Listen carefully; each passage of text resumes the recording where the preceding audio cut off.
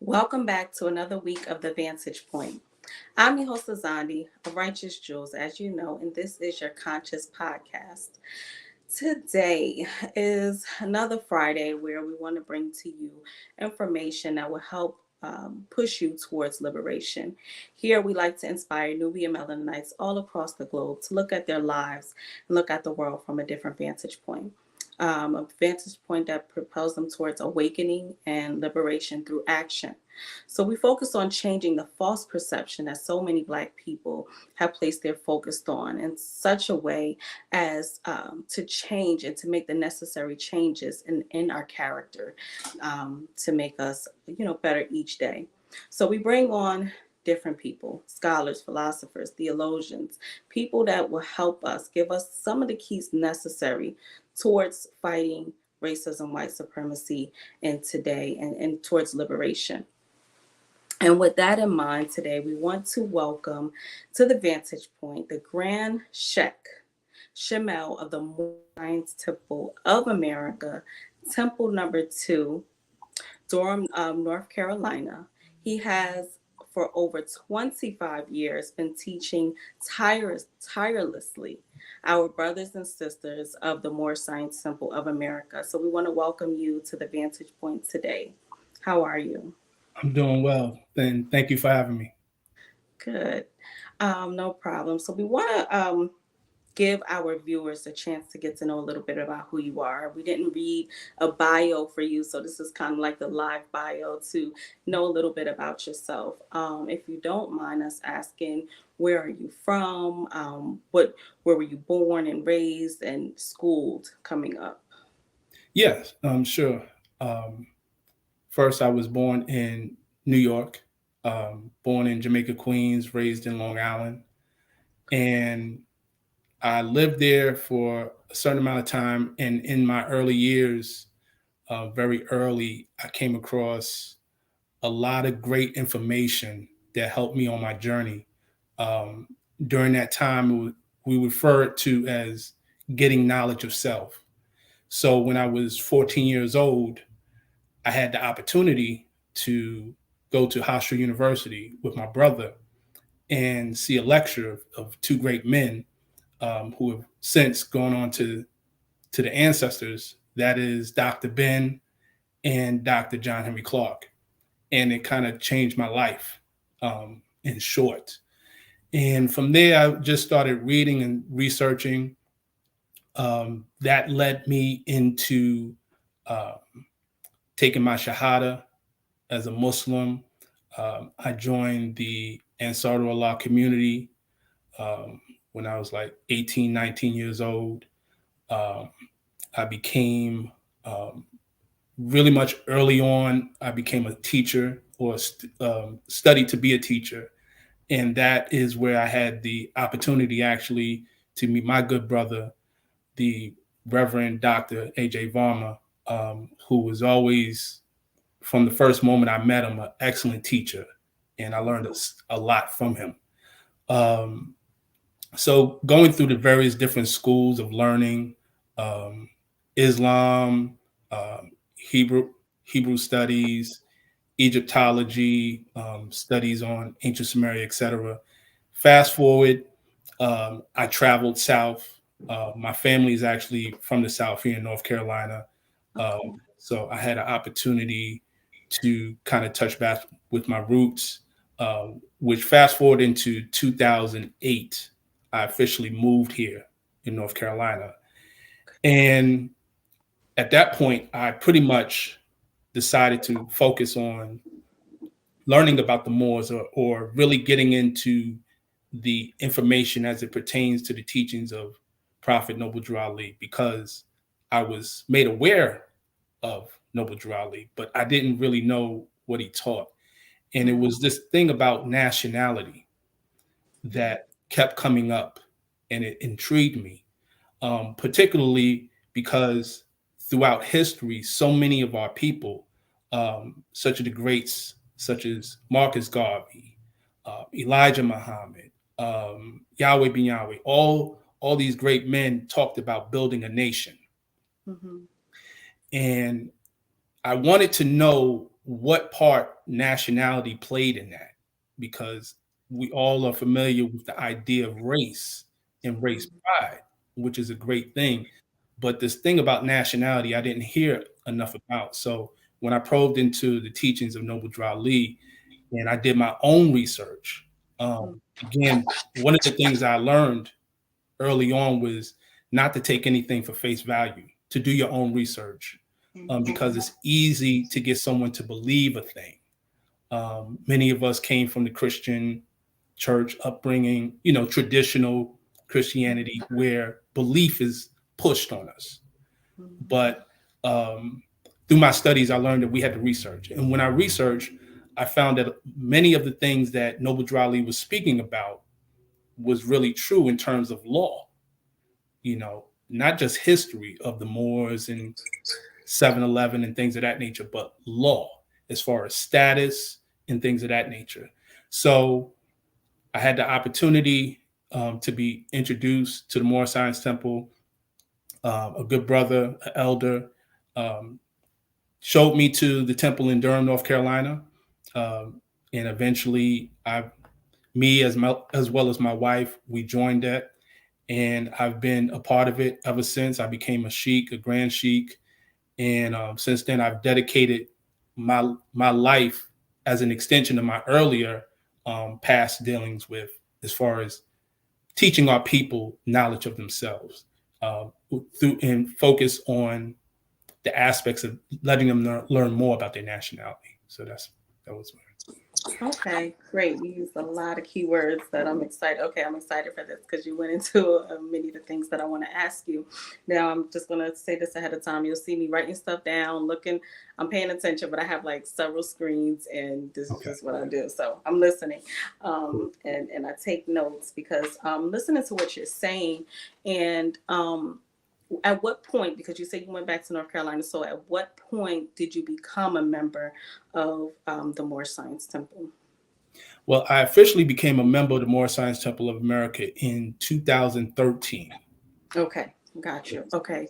Now, I'm kind of want to do this breakdown for people who are listening because many people they don't know the knowledge of Moorish doctrine, right? They're not familiar with it. So we're going to take this back to the basics. So work with me if you don't Absolutely. mind. I'm asking you the basic questions just to get a Yes. foundation of who the Moors are. Now, what are Moors? What is the Moorish Science Temple of America? Because we're trying to understand one, who you are and what the difference is, then maybe if we hear about other branches or locations, if you can help us with that. Yes, absolutely. So, first question: what is a Moor? Um, the term Moor has had many different definitions to it. So I'll try to go with the general and then I'll narrow it down. So Okay. generally speaking, when people hear about the term Moor, they refer to it to a period in time, specifically 711 AD on into 1492. So that period that people are familiar with, for those who've heard the term Moor, refers to the Melanite people, the melanated people that resided in Northwest Africa, what's called today Africa, going into Spain and other parts of Europe, where they pretty much not only conquered, but they ruled those parts of Europe for almost 800 years. And they, in turn, helped bring Europe out of the Dark Ages. Um, there's numerous documentaries that speak to that on YouTube. You can check some of that out. But bringing street lights, public baths, because there was Europeans at that time who didn't bathe. Um, a lot of the sciences, universities, things of that nature. So we know that. But even further than that, it wasn't just confined to those people of that region, because the word Moor in and of itself really became a political term, if you will, to denote all Melanite people at the time based on their status. which is what Noble Drew Ali was trying to get us to see, because we as a people have had so many different names attached to us. And these names, the most recent names, have been associated in some way, shape, or form to slavery. Whether it's Negro, Black, colored, even African American, we have the term now that's used in America. Some people say ADOS, ADOS, American descendants of slavery, et cetera, et cetera. But what Noble Drew Ali was pushing for us was for us to recognize our identity pre-slavery, because there are actual laws that exist in the United States, and I'm sure in other parts of the world, because there were Moors recognized throughout the world, where the term Moor was recognized in nobility. I'll give you a case in point. There's a law called the Negro Law of South Carolina in 1848. It's a book, it's a writing that's out. And in there, it gives a definition of the term Negro. And in the definition of the term Negro, I'm going to paraphrase, it says that the Negro is confined to the enslaved Africans, in that it is not to be confused with the free inhabitants of Africa, including Moors and Egyptians. Now, when you read that and you see that, the question should go off, well, why is there a distinction between a Negro and a Moor and an Egyptian in terms of status if we are all melanites, if we all have the same skin color and things of that nature? And what I found out is that what you realize is that the institution of the race classification that was placed on us for the purpose of the system of white supremacy was used to keep us oppressed, was used to strip our nationality. Nationality, according to law, is that quality or character that arises from the fact of one belonging to a nation or a state. And nationality determines political status. So when you look at it from that term, you recognize why it was so important to take that away from us, from those who wanted to control us, which leads me to the Moorish Science Temple of America. The Moorish Science Temple of America was founded in 1913 by Noble Drew Ali, who was born in the state of North Carolina in the year 1886. Okay. So it's kind of synchronistic that I would be in North Carolina. Right. You Yeah. see, so he taught these things about us, told us that we weren't these terms that alluded to slavery. Mm-hmm. And it was established for the purpose of what he referred to as uplifting falling humanity, right? And by teaching us to be ourselves, because through mental slavery, we've been programmed to be less than who we are. We've been programmed to be subjects, slaves. There's a slave mentality that still exists to this day. And much of it is due to the lack of knowing who we are and who our ancestors were. Yes. So, yes. Okay, I love it.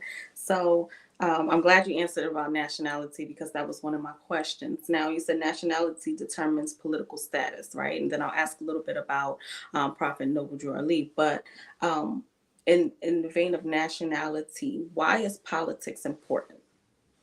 politics is important because through politics, you are able to determine the affairs of a people, right? To use it in layman's terms, as our elder, the great Neely Fuller Jr. refers to it, he calls it people relations. Yes. Right? Politics is people's relations. So in order to relate to people is done in the term of society. So What do I mean by that?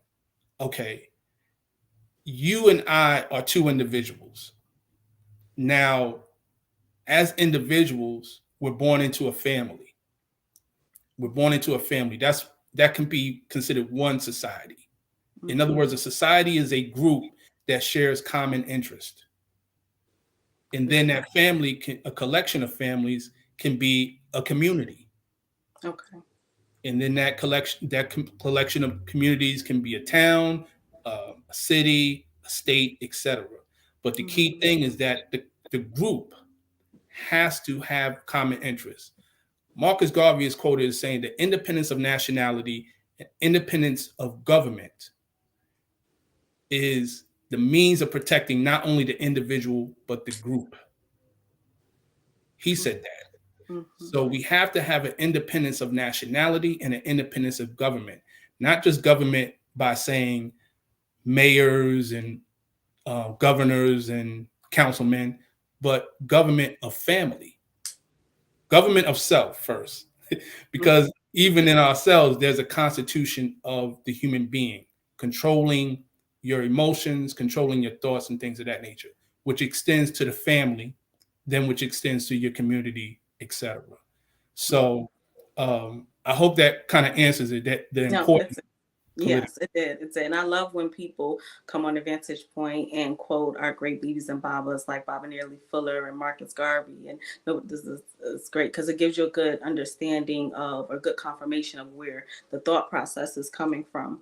And so with Baba Noble Drew Ali or Prophet Noble Drew Ali, as many would say, he's called a prophet. So how so? How would you explain that Noble Drew Ali is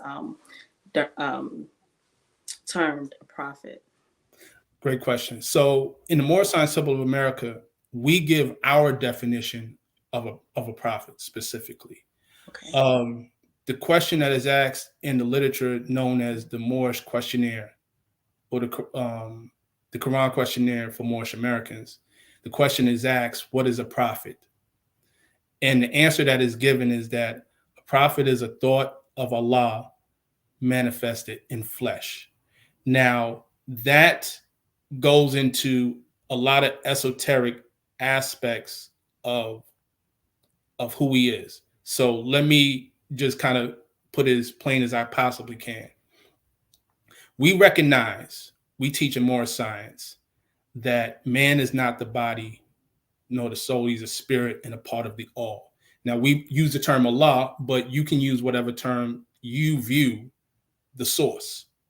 So we recognize that this divine source that resonates within us manifested in the form one, because we all are thoughts of the all. But this one form was Noble Drew Ali, a prophet. Now the prophet has a specific duty that's followed by another question. What is the duty of a prophet? And the answer to that is to save nations from the wrath of Allah. So we recognize that Noble Drew Ali had a specific duty to save the nation of Melanite people, people who we in the Moorish Science Temple refer to as Moors, but is recognized in the greater society by the terms Negro, Black, Colored, African American, etc. He came to save them from a wrath. And what is that wrath? That wrath is dealing with what takes place when you don't know who you are in whatever capacity, whether it is nationality and whether it is on a spiritual level, because he called it Moorish Science Temple of America a national and a divine and national movement. So there's a divine side and there's a national side. In other words, there's a spiritual side, there's a side that deals with the politics, and there's a side that deals with your spirituality, your morality, elevating your consciousness. I know we have in the Christ consciousness um, conference coming soon. So these are all sciences that he taught about, recognizing that the higher self is the divine within us. So from that sense, that's how we define a prophet. Now, some may argue that he's not a prophet, and that's their prerogative. What we say is that we, as our religious society, have a right to have our own prophets. Right. And I Absolutely. and I think Hmm. that's something that should be emphasized. We should not be apologetic. We should not be afraid to recognize who our leaders are. Yeah. And that's Absolutely. Yeah. And so, with Prophet Noble Drawley, he gave the Moorish Science Temple of America scripture Circle 7. Please tell us the importance of writing, the Black consciousness. And is this the scripture? Like, if you can explain to us a little bit about what do you all abide by when it comes to a book, okay. a holy book. Absolutely. Absolutely. So with the Holy Quran and Moorish Science Temple of America, also referred to, as you mentioned, the Circle 7, Mhm. that was put together based on my studies. He put it together for us to do a couple of things.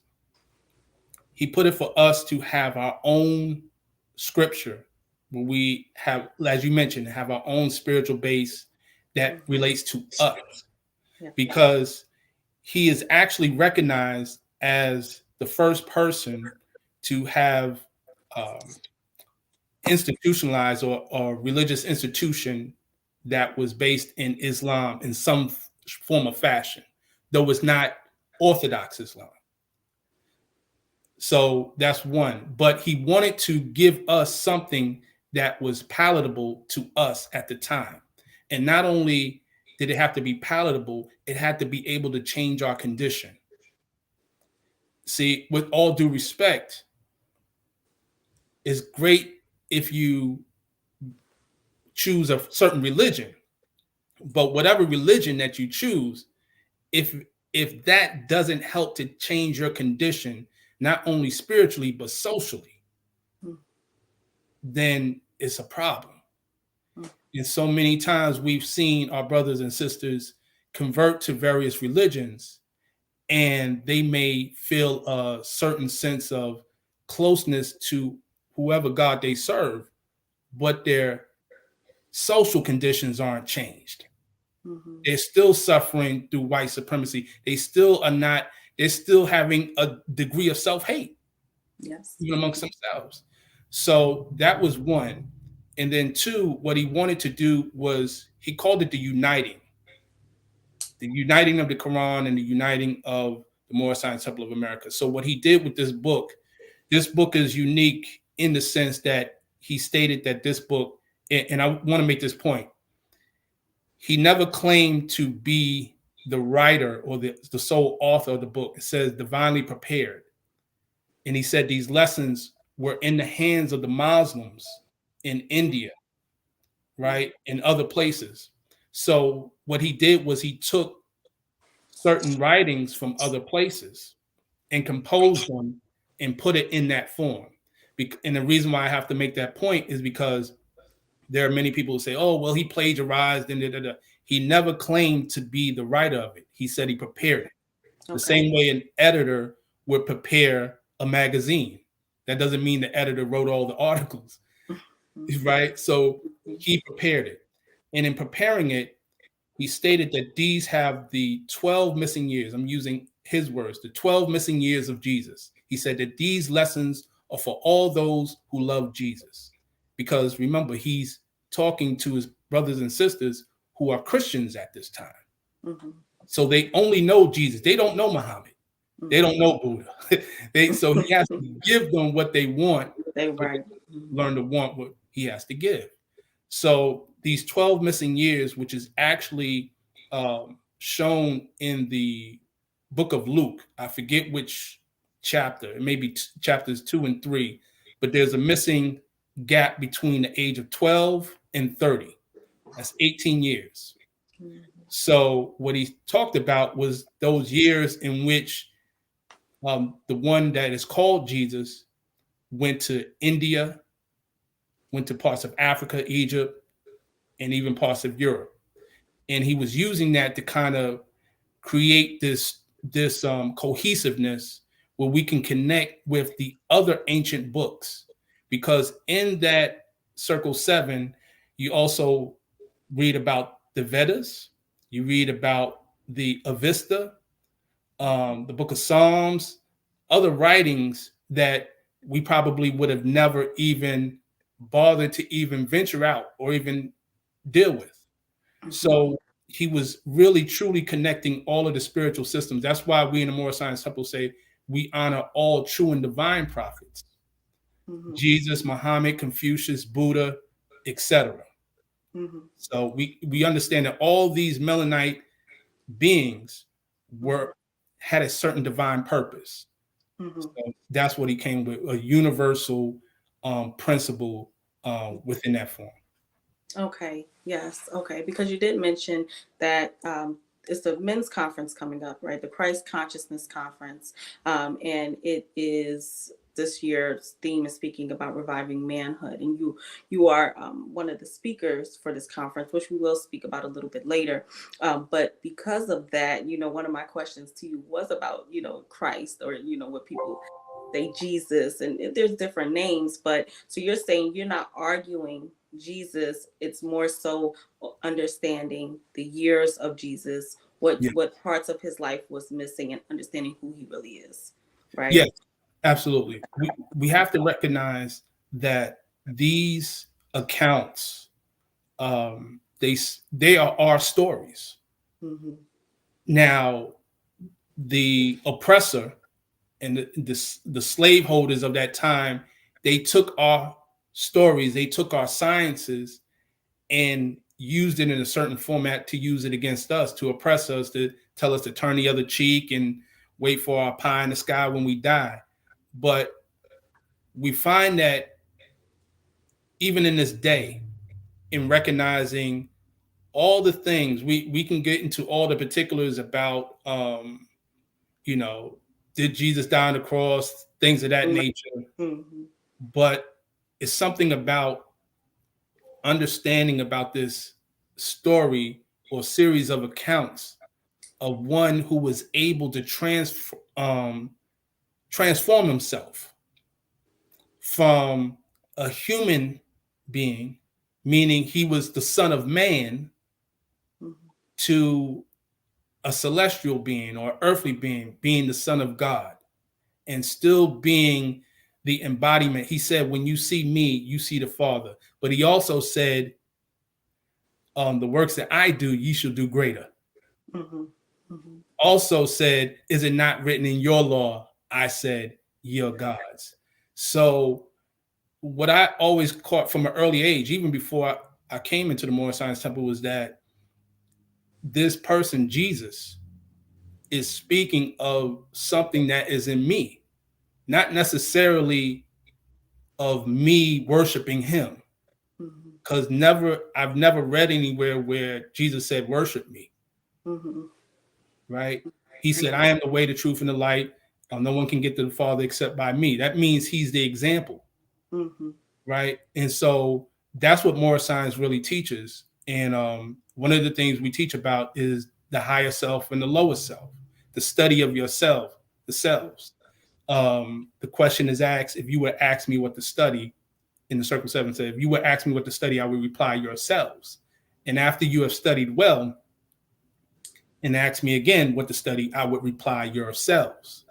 And basically it was saying that if you know your lower self, your carnal self, the animal self, you know the illusion, because the physical body has a beginning and it has an end. But to know the higher self, the divine essence of you, is to know the true reality, that which cannot die.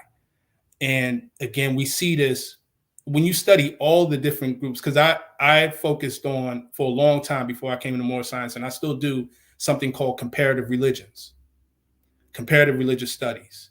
And you'll see various motifs over and over again. You'll see various archetypes over and over again. Truth is but one in reality. The expressions of truth may differ.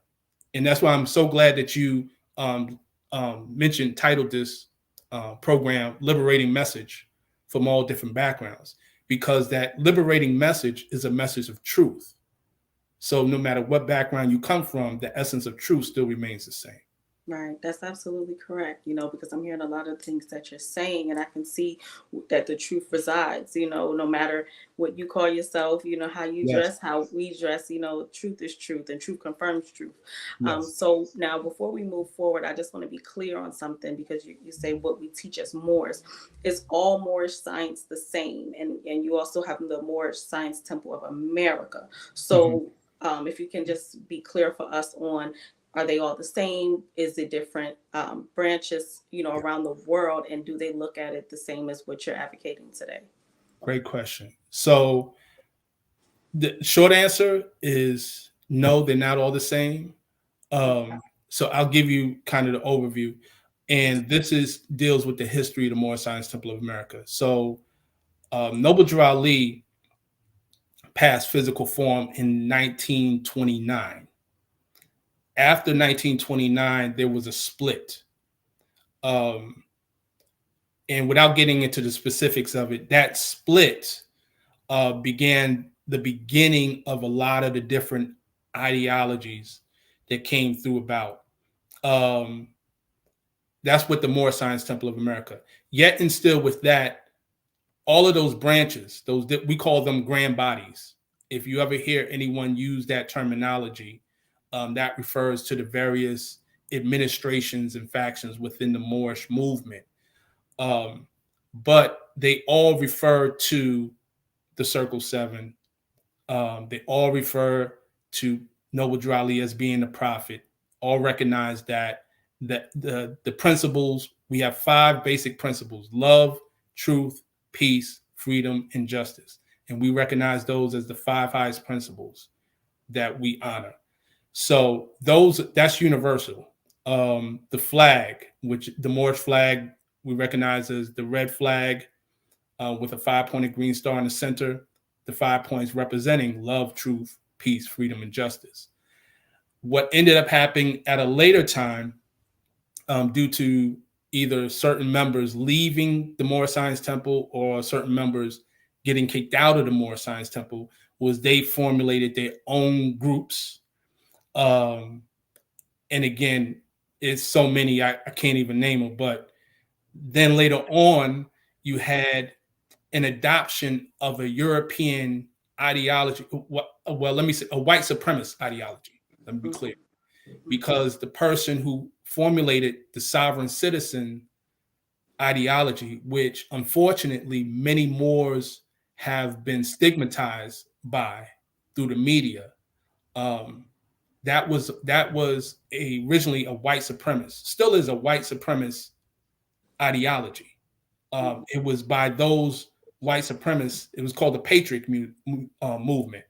A group called Posse Comitatus, Mhm. and the man who started that, I think his name was William Potter Gale. I could be mistaken on it, but that particular individual plotted against Martin Luther King to assassinate Martin Luther King. A lot of people don't know this, Mhm. but a lot of these concepts about placing liens, UCCs, and all these other things, they were originally done by these individuals.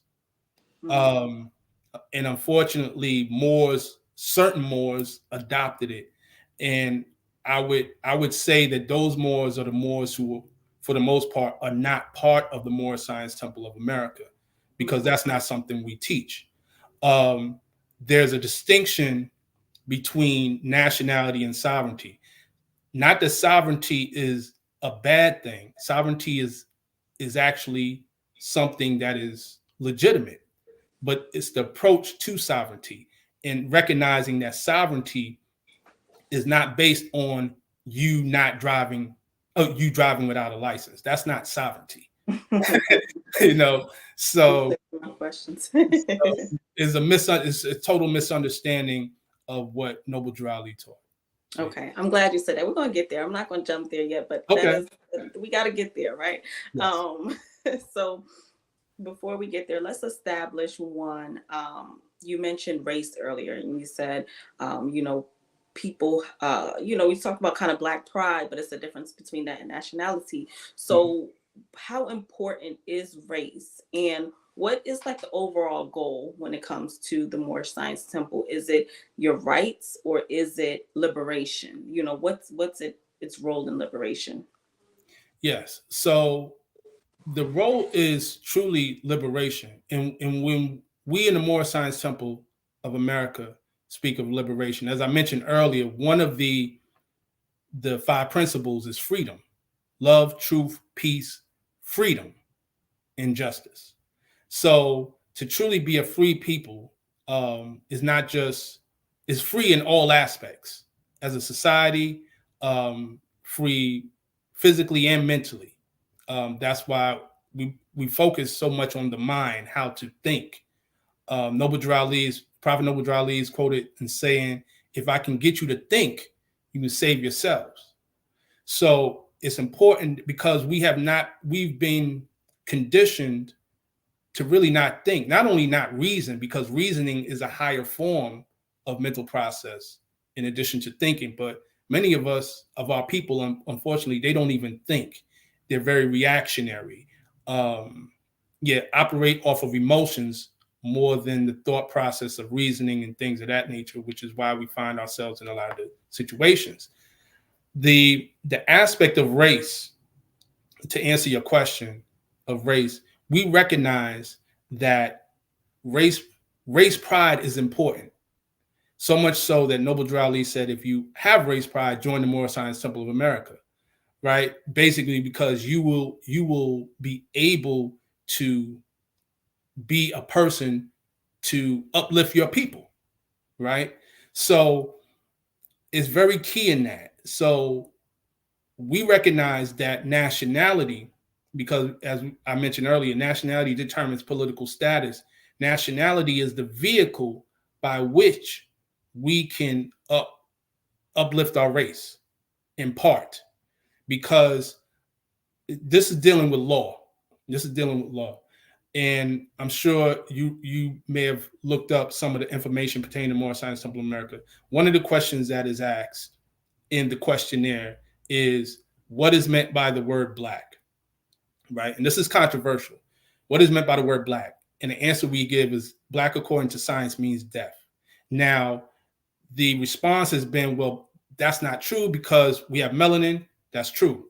You know, the cosmos, triple stage darkness, dark matter, true. But the question is never asked of Moors, what, when we say science, what do we mean? What science are we referring to? We are strictly referring to something called jurisprudence. Jurisprudence is the science of positive law. That's why it says, according to science. That science we're dealing with is law. In jurisprudence, there's a term called civiliter mortuus. Civiliter mortuus is a Latin word that means civilly dead or dead in the eyes of the law. So if you think, and I don't even have to go into laws, but I'll pull up some laws for you just to give reference. If you look at the state of the situation with what happened to Sandra Bland,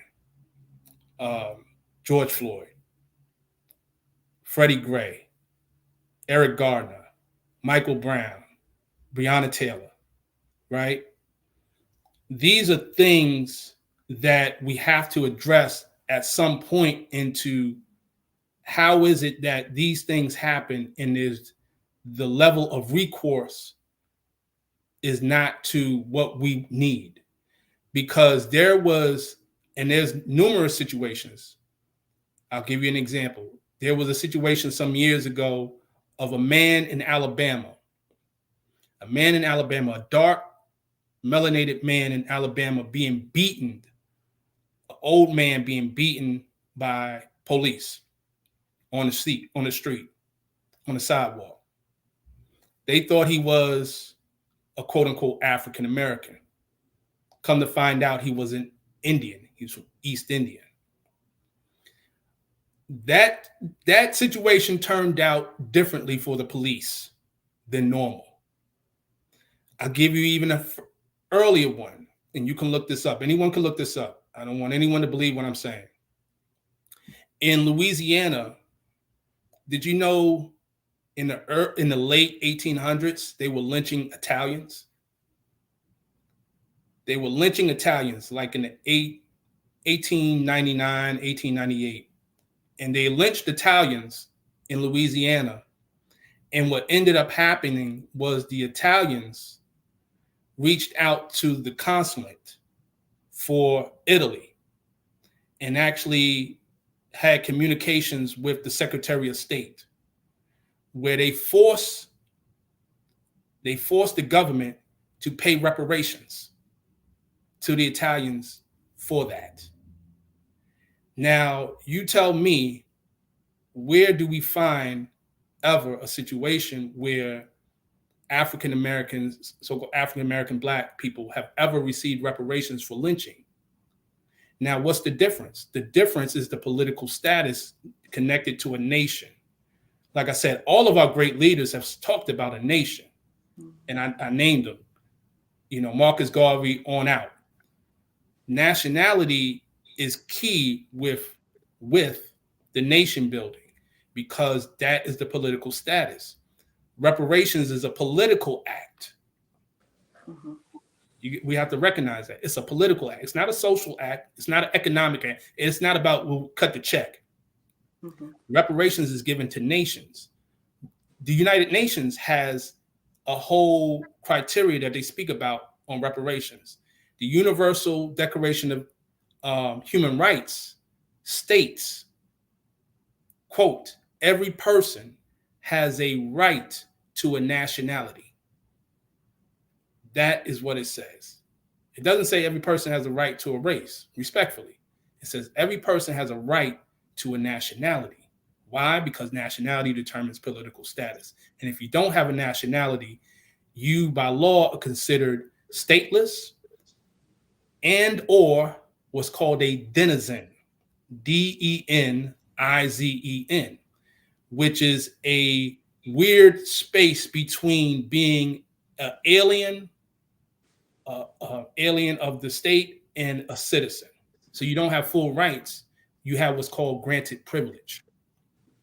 And that deals with the whole thing of the civil rights movement. I mean, I can go on and on, but I want to stop to let you ask any questions to Yes. see if I answered your question. And if You I did, said, and you mentioned reparations. So is reparations something that you all are seeking as well? Or well, our temple in Durham, North Carolina, we've had reparation rallies. We are advocates of reparations. Yes, we are. okay. Yes. All right. And so what role, right, does, well, first, sorry, I have so many questions. Let me just, It's okay. so now, because earlier you began to say European, and you said no, white supremacist, let me be clear, right? Yeah. So what is the difference? I don't know if you all recognize or acknowledge the white man, as people would say, to be the devil, as many would say. How do you look at, and it doesn't just have to be the white man, Indo-European, Indo-Arab, Mhm. the enslavers of melanated people. How would you identify them? Okay. Well, to refer to the Circle Seven, okay, Mm-hmm. and the reason why I say European, that's a terminology that we in the Moorish Science Temple use often to Mm-hmm. refer to so-called white people, even though we know that there are melanated Europeans, and we will say pale-skinned nations of Europe, Okay. because their skin is really pale. It's not literally white; it's pale. But there's a section in the book that's in that scripture that says that we, as a clean and pure nation, are not to amalgamate or marry into the pale skinned nations of Europe. Mm-hmm. It goes on to say that we are giving the church and Christianity back to the European nations as it was prepared by their forefathers for their earthly salvation, while we, the Moorish Americans, are returning to Islam as it was prepared by our fathers for our earthly and divine salvation. Now, not a lot of people speak to this, but when I read that, it caught me immediately. What that said to me is that Noble Drew Ali was making the distinction between a group of people that had earthly salvation only, or possibly could have an earthly Divine. salvation, and the earthly and divine. So to have an earthly salvation, you have to have an earthly essence. To have a divine salvation, you have to have a divine essence. So he obviously was speaking that there was a certain group of people that only had an earthly essence but didn't have a divine. What's an earthly essence? I'm sorry. Earthly essence would be basically in part you as a human being, right? And we in the manifestation of your body and how you deal with other human beings on this planet, right? That gets back to the society. That's why it's called the Moorish Divine and National Movement, because the national part of it or the national aspect of it addresses the earthly salvation.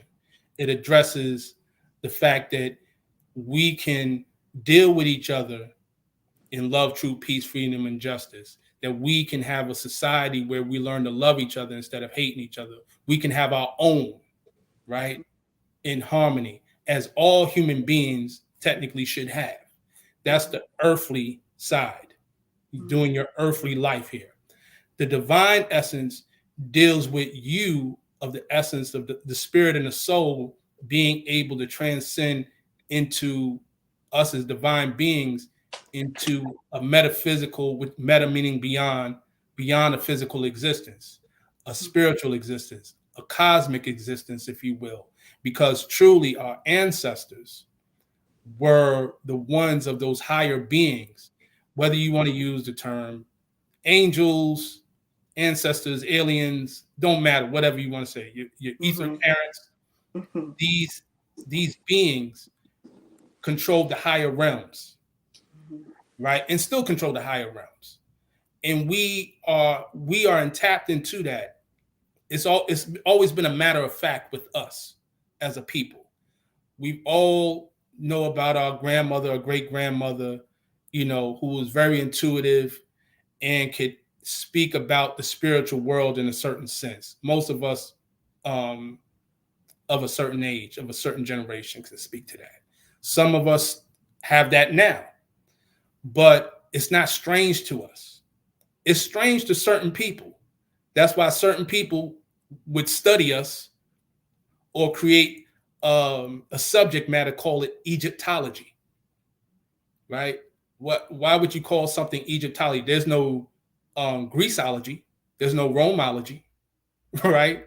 So it shows you that we were always in tune with something deep, so much so that they try to imply that it was these weird aliens that built the pyramids and all this other stuff, and that they were somehow involved with the Dogon and stuff like that, to try to discredit Melanite people. When the essence of they recognize who you and I are. They have conferences on melanin, and we're not invited to it. They've been researching this for decades. Mhm. So, yeah, that gets into the divine essence, the divine and earthly essence. Okay. And one more question before we're going to take a quick commercial break. Now, what role does Africa play in this liberation, or what role does Africa play in any of this, that you all advocate for melanated people, which, we're definitely enjoying and loving, the information that you're giving today. And I give much respect to you all doing the work, there in North Carolina, and everywhere else. So how does Africa play into this liberation and our identity? Great question. So, Africa plays a role simply because that is the the center point of us as Melanite people, to be able, and you know that all of the resources, the natural resources, the gold, the cobalt, the diamonds, everything is there. So what are we saying when we deal with Africa? And I know that there's brothers and sisters who um, recently have taken it upon themselves to totally disconnect themselves with Africa and identify themselves as just indigenous to the states. I don't take that position. I recognize that we are indigenous here. I do. Um, Me just knowing that, as a matter of fact, through my family in North Carolina, etc. But I also recognize the fact that I do have a connection with Africa, Okay. just through ancestry. So why do I say that? I personally say that because if you are talking about one of the things that we teach in the Moorish Science Temple in America, we speak about the Moroccan Empire in chapter 47 of that book, The Circle Seven. It speaks about the Moroccan Empire extending from northwest, southwest Africa, across the Atlantic, on into North, Central, and South America. It says the dominion and inhabitation extended. So, what does that tell me? That tells me that Noble Drew Ali was telling us that we was on both sides of the ocean. It wasn't just we was here and then we was put on a ship and then moved, transferred over there. We was here before Columbus. We was here before all of that. We have an existence here, and there's proof of that. One of the books that I would highly suggest anybody uh, read, in addition to more science stuff. I'm an author myself. I've written several books. But one thing I would tell anybody, if you want to know introductory into documented evidence on Moors, not just in Africa, but in America, refer to the book Othello's Children by Dr. Jose Pimienta Bay. I had the opportunity to interview him. He has a wealth of knowledge. He's a scholar who's been doing the work for a long period of time, and he speaks to that. So you can't disconnect Africa in our story. You just can't. Mm-hmm. Yes. Okay. I'm glad you said that. And I know I said one more question, but I just want to expound on what you just said, because many people, and here we're controversial, not in a sense of disrespect, but just in a sense Yeah. of let's push the bar to get full clarity on what's being said, especially because there's so many questions out there and people have missing parts and don't really truly understand the totality of what you are, what you believe and what you know to be true. When we say, that we are indigenous here, some people say, well, why not just go back to Africa? Why fight them here? Why not just go back? So for you, you're saying you recognize both sides, but can you speak to maybe the thoughts of others of what you've heard, or why do we maybe, I guess, expect what we would say the devil to stop being the devil and say, okay, let me give you reparations, or let me give you, claim over your land, etc. Mhm. What would you say to that?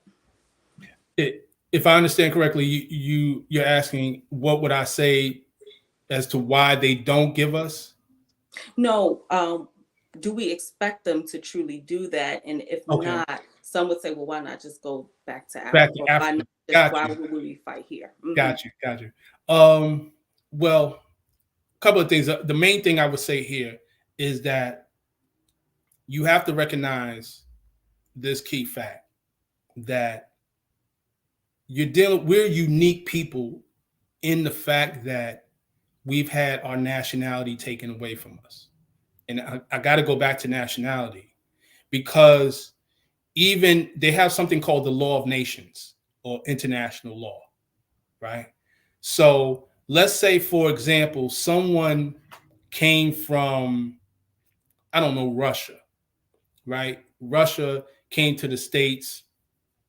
If something happens to them and they committed a crime, they can get deported. We all know this, right? Any other nationality, any other group, you know, and there's different laws in different countries pertaining to that. Um, this is with us, that can't be done.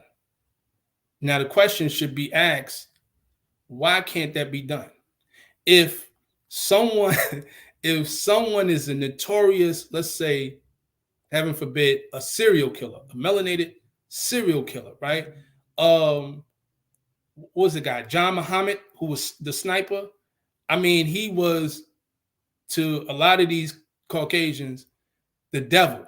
Like he was the most heinous person. If there was anyone who they wanted, they could have, if they would have did it, they would have did it to someone like him. You get what I'm saying? Like a danger to them. You know, when we kill our own, they don't really care, right? But if someone or the person, what's the Christopher Donna, whoever it was that shot at the police. Like, why don't you just send us? Why don't they send us back? That's the question that we should ask, right? They can't. Why? Because what they're not telling you is that our nationality was taken away from us. This is where the law comes in. Because if you don't have a nationality, what nation do you belong to? What society do you belong to? Right? And they don't want to open that can of worms. They really don't. And we should recognize that, and we should recognize the fact that when we proclaim our nationality, and I'm not here to tell anybody what nationality you should proclaim. I would suggest that you study nationality, and I'm open up to any questions. People can reach me as far as the study of nationality. I've had conversations with brothers and sisters who said, I like what you're talking about nationality. I don't want to join the Moorish Zion Temple of America, but I like the Washita. I like what they're doing. And, fine. But at least you're taking the steps to dive into that and recognizing that nationality plays an important part. That's why they can't send us. We're not only are we indigenous, we have societies. Even with tribes, indigenous tribes are considered nations, like the First Nations, right? When you recognize that, you're recognizing that they don't want you to connect to any nation. Truly. Because the moment, think about this, the moment we do that with what we've experienced, what we've been able to accomplish, they did everything short of trying to kill us, just eliminate us. They can't do that. The divine will not allow that. But we still thrive in the worst conditions. So imagine if we just totally created our own society and nation, truly lived for, of, and by each other, and said, we don't really need you. What would happen to them? So that's what we're really dealing with, I feel. And that's why, I do the work that I do. Yes. Thank you so much for that. So we're going to take a quick commercial break. Before we do, if you can just give us the name of some of the books you authored and how people can purchase those books. What information can you give for yourself? And we'll do this again at the end, but I just want to make sure you have the opportunity to give that information. Okay. Yes. So a number of books I've written, and I just want to first again give honors and gratitude to my brother, the Reverend Dr. A.J. Varma. This particular book here, who is Elohim, was actually the first printed book that I was able to print with his help. He helped me with my first two books. That, What is the Higher Self? I've written a book called Land of the Free. How Many Days Are in a Circle? My latest book, which has come out, is called Meet Your Child. And it deals with inner child work. All of those books you can go to my website, shemel.com. That's SHEM-EL.com. And you can also reach me through Facebook as well as Instagram. And I have a YouTube channel as well. Thank you. Thank you so much. So you're tuned into The Vantage Point. I really hope you guys are enjoying this episode. You're taking notes. I'm excited. I love liberation talk. It gets me fired up. So hope everyone likes, subscribe, share. We're going to take a quick commercial break. We'll be right back to finish out this segment with Sheikh Shamel, which I learned today. I've been saying it wrong this whole time. But anyway, we'll be right back. You're tuned into The Vantage Point.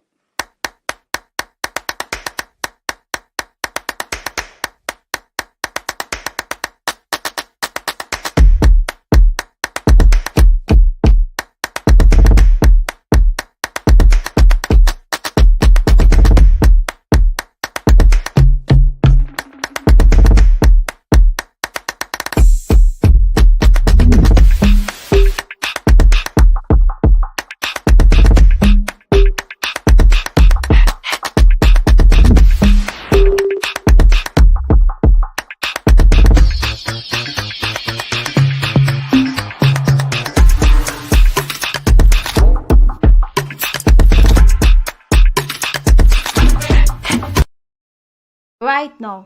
Get conscious news every month. Stay up to date with the Cryptic Revealer. Every month, you can expect conscious perspectives, balanced advice, inspirational stories, together with provoking discussions on every topic. Read and enjoy a magazine that goes beyond and above the scenes. What you waiting for? Start your collection now. This full color magazine for just 3 US. You can get it as a PDF to read on the go or as a physical copy to read in the comfort of your homes. Stacking too high? Don't throw it. You can leave it at the train stations, barber salons, taxis, buses, cafes. Someone will need it. The Cryptic Revealer at www.journeyhomegroup.com.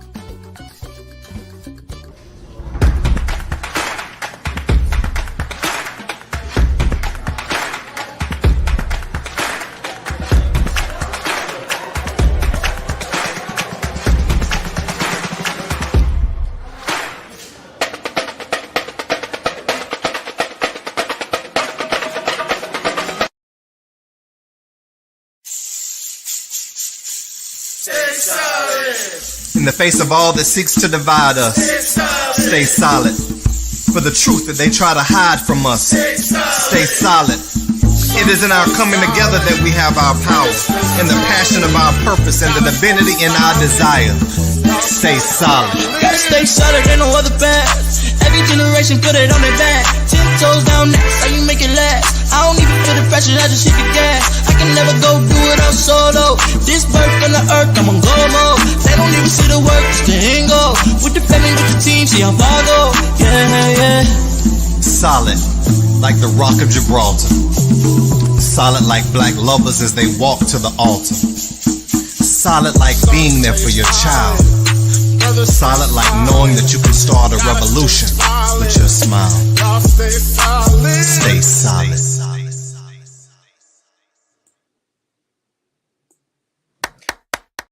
To the Vantage Point. I am your host, Azandi of Righteous Jewels, and you're tuned into your Conscious Podcast. Again, we have with us today Brother Sheikh Shamel, which we'll bring back to the stage and continue with our line of questioning. Now, before we keep going, let me just get this right, because I always say Sheikh and you're saying Sheik. Is that correct? That's the correct. Grand Sheik. Okay. Yes. Okay. So I've been getting it wrong this whole time. I'm so sorry. Okay. No and in light of that, I heard many or met many sisters who bore the name Day, Bay, El. What are the differences in those titles? Great question. So it's said that each one of those titles represent a tribe. So the common ones that are used in the Moorish Science Temple of America are El and Bay. Of course, I'm an El, and then you have the Bays. Okay. You also have Day, you have Al, and you have Ali, as in Noble Drew Ali. Now, Ali, which means exalted or the highest, is one that is usually reserved for special people. Now, El, and I speak about that in my book, Elohim. The term Il basically, in short, means God, right? Elohim, Elo, El. And that's an ancient term going back to ancient Canaan, Ugaritic language, etc. So you have that. Bay is actually a title, a chieftain title. They say that it's Turkish in origin, but it's an Islamic chieftain title. So it means governor, ruler. So these terms are usually applied, at least in the process of the Moorish Science Temple, where we denote those terms based on a person's quality. Els are considered more creative people. Just to give you an example. So I'm a writer. So that's the L side of me. A person, and you can have both qualities, a person who's more of an administrator, if that side shows more than a Bay, would be a good title for him. Dey is also another rulership title. You can look up in the Treaty of Tripoli. There's a term called the Dey of Algiers. That was the ruler. That was the term that was given to the ruler of Algiers, Dey. And then Al would be, of course, the Aramaic or the Arabic cognate of El. So there's El, Al, Bey, Dey, and Ali.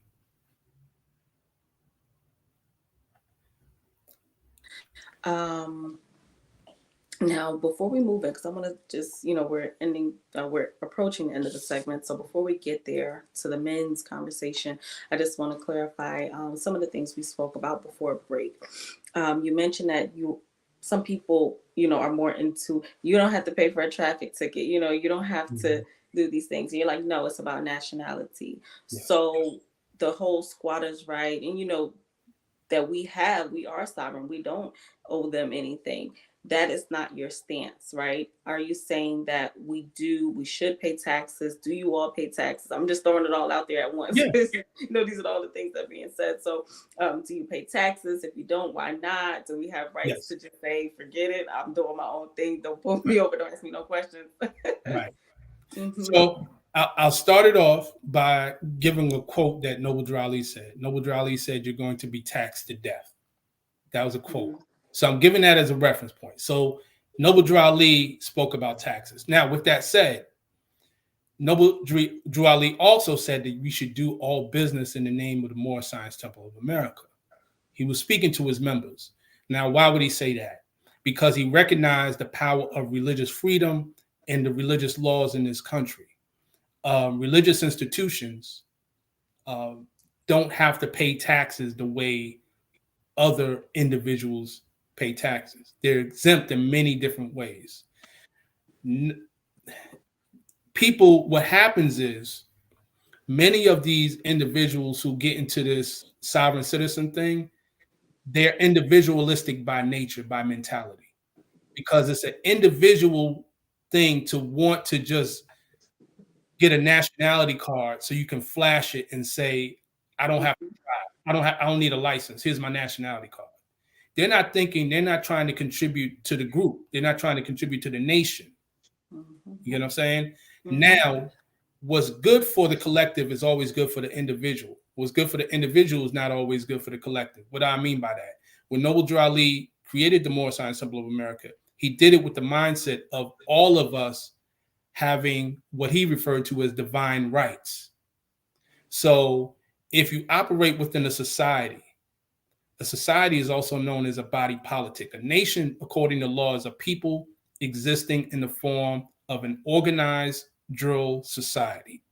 So if you're organized, you have organization, and drill means founded in law.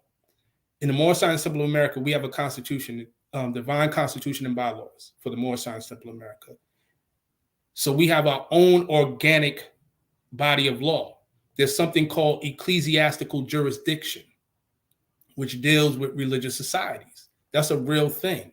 That's why the Roman Catholic Church, look at what happened with these priests, right? A lot of them are immune to some things that are horrendous. They misused it, but there's that whole thing of separation between church and state, etc. So Noble Drew Ali knew this ahead of time, Prophet Noble Drew Ali, and he established a society for us as a collective to have these benefits that these individuals are trying to do as individuals. So if you have, in other words, if you have property in the name of the Moorish Science Temple of America and you are part of the Moorish Science Temple of America, you can acquire property and not have to pay the taxes that other property owners pay. There's certain things that you can do, but you have to do it in order of being part of the collective of the nation. And basically, in essence, these individuals who are doing these other things, they just don't want to be a part of it. They'll say, "Oh, that's religion. I'm spiritual."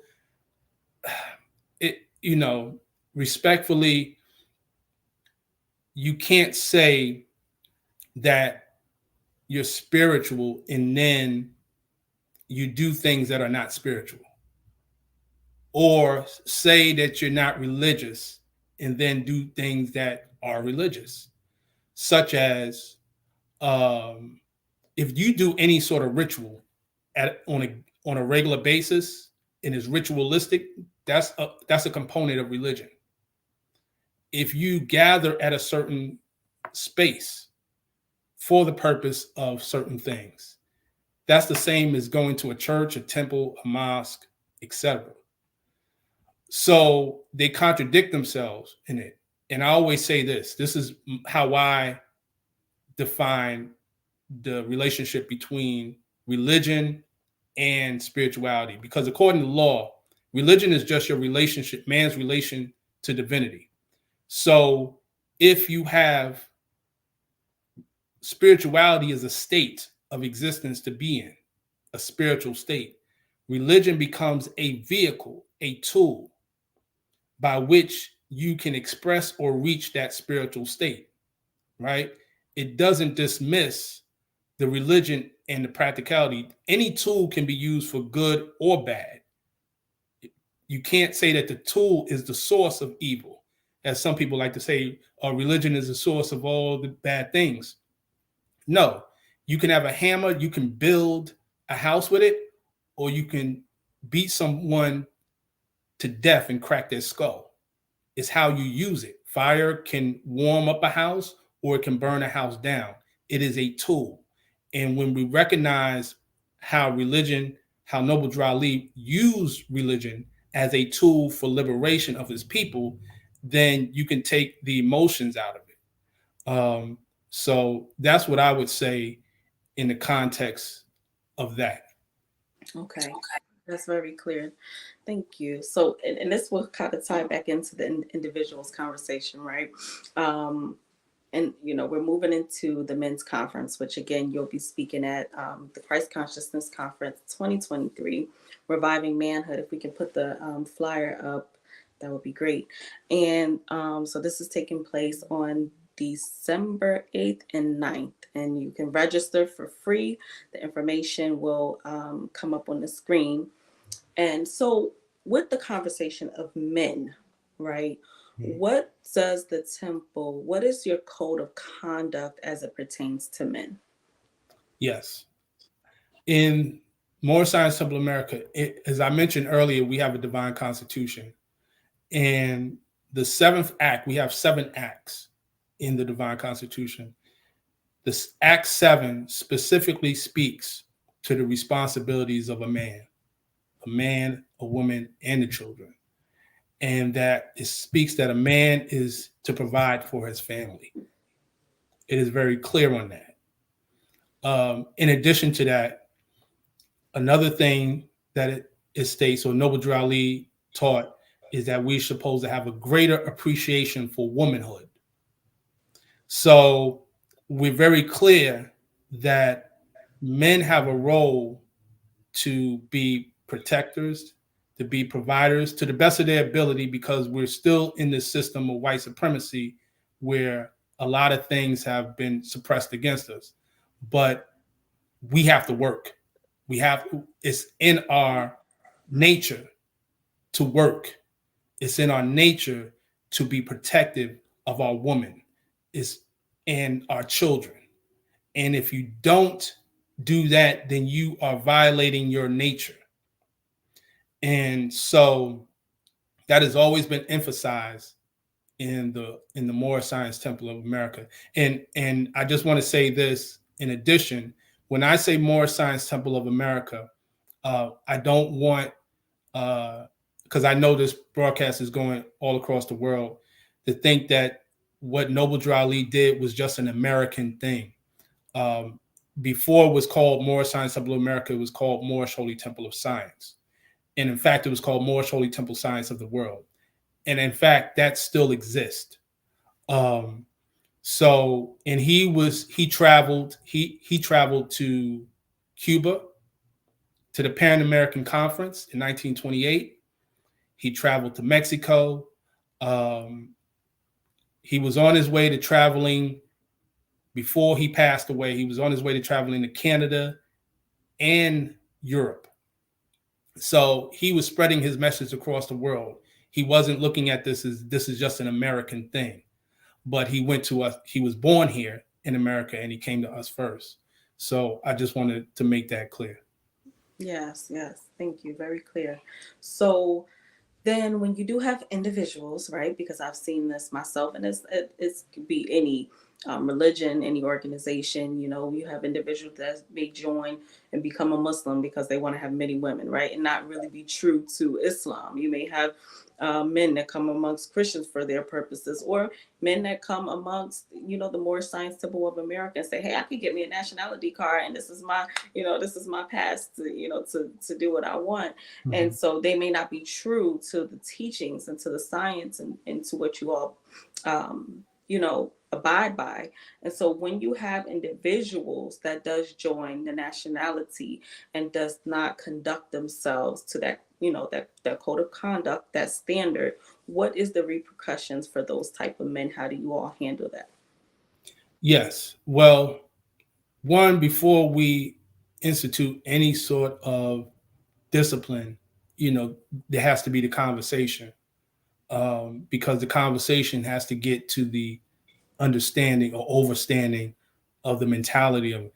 It could be that because one thing I've recognized since I've joined is that many of the people who come into the Moorish Science Temple of America did not come in the same path I came through.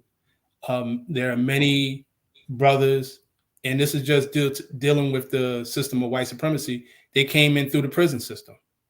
They first came across this through the prison. This is not a prison religion, but it is what it is. I've actually have done mentorship in a federal prison in Butner, North Carolina. And there's some good brothers there. There are those who come from all different backgrounds, and there is a lot of confusion as to, and a lack of, I would honestly say, clear dissemination of information. In other words, thankfully, there are brothers such as myself who go out on these podcasts, etc., and really teach to the people. But a lot of people, they don't know much about the Moorish Science Temple of America, and if they do, is very little. It took me a long time to realize that there was still a Moorish Science Temple of America. So I have to understand that. So I say that to say that we have to have the conversation first with those brothers. And it's mostly brothers. There's a few sisters, but it's mostly brothers. It's mostly the men that do these things and have an understanding of where they're at. And if they have a misunderstanding, correct that. Do our best to correct it. Now, if they are stubborn and have their own selfish agenda and motives, then we issue the proper disciplines, which can lead up to being expelled. But we try, that's a last resort. Basically, we want to educate, because we know that our people have been so miseducated that it's been a cause of a lot of problems. Right. Okay, great. And so with the men's conference coming up, we're going to end with these last few questions. It's reviving manhood. So do you even feel as if manhood needs to be revived? And if so, in what way? Absolutely. All we have to do is just look at the media, look at the commercials, listen to the music, watch the movies. All these different things are taking place. Manhood is under attack. Manhood is being dismissed, right? There's a term that's out there floating around called toxic masculinity. Ask yourself a question. What makes masculinity toxic for a man? In other words, because you'll never hear, and I say this respectfully, you never hear toxic femininity. You hear toxic masculinity. If I'm a man, then I have a masculine nature. You're dealing with you're dealing with gender, right? That's a universal law. So what makes it toxic? So with that said, we have to recognize that there's a concentrated effort, specifically with the melanated man, to strip him of his masculinity. His personhood was already stripped of through the stripping of the nationality. And what I mean by that is that we hear often that people will say, well, we're just 3/5 of a human in the Constitution. That's not actually true, because the word human is not in that Constitution. It says 3/5 persons. Persons is a legal term. And when you research the legal definition of a person, you have artificial persons, such as corporations and trusts, etc. And they will tell you in the law dictionary, Black's Law Dictionary, that being a person is not necessarily based on you being human, but all the rights and duties subscribed to you. So they already stripped us of our personhood. So now they stripped the masculinity. So what does that mean by that? So one of the things they did was say, and I'm sure we're going to have this conversation in the conference, is through the welfare laws, that the man couldn't be in the house, for the woman to get it. There's that movie, and I always refer to Claudine. If you haven't seen Claudine, you got to see that. It is clearly speaking about the concentrated effort to let it be known that they don't want the man to be in the household, to be part of the family unit. Mm-hmm. And you fast forward to now where there's a sentiment, I don't need a man, right? Mm-hmm. I just recently saw something on social media where Esther Rolle, who played as Florida Evans in the Good Times, she was said in an interview, she fought for James Evans. She fought for John Amos to be in that role. She said she risked her career off of that because she was bent on having a man in the house. They had it set for her to be a single mother. So why would these individuals who's not part of our culture create a story about our culture and insist that no man is in the house? Mm-hmm. Right? That was the beginning of it. And then the oldest boy is a buffoon. You got what I'm saying? Dynamite. So, and you fast forward that to what we have, Lil Nas X, et cetera, and it's just a mess. So yeah, we have to acknowledge that. Yes. Talk about it. Okay. So this men's conference is going to be fire. It's going to be fire. It's going to have a lot of not just information, but pushing people towards action and change. And that's why we were so honored to have you with us today. And we thank you so much for your time. We're looking forward to, hearing what you do have to say and what you do have to teach everyone during the men's conference. We want, before you go, if you can give a little bit of more information again about yourself, any projects you have coming up, any way that people may be able to contact you or learn more about your teachings. Yes, absolutely. Again, you can go to my website, shemel.com, SHEM-EL.com.